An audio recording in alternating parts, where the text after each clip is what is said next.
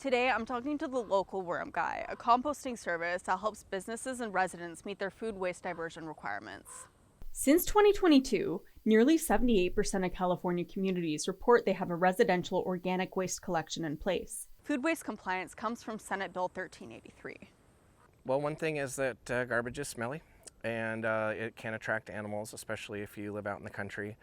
So by keeping all your food scraps in a bin, you can reduce the amount of odor you have in your kitchen, the attractiveness of your garbage to critters, and of course reduce your footprint overall as far as how you're living and what's happening with your organic materials. When organic material isn't composted, it turns into methane gas. But you can't just leave the material in a pile either.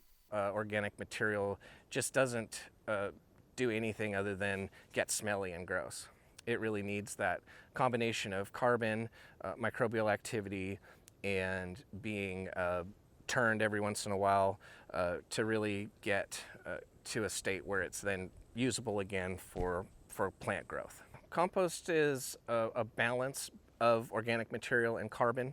So with that balance and the addition of microbial activity, air, water, kind of a perfect mix, if you will, then that is what creates compost. Just organic material by itself, just like wood, just like carbon sitting out by itself, doesn't really do anything. The Worm Guy adds, you guessed it, worms to the compost, which shortens composting time. And then we let that compost for anywhere from a month to 2 months. And then at that point, the worms are able to get into it and finish it a little bit quicker than it would be if it were just left to a traditional hot compost where it would take up to 6 months. For this service, you only need a 5-gallon bucket. Bigger compost piles need more space. In McKinleyville, I'm Tucker Caraway for Redwood News.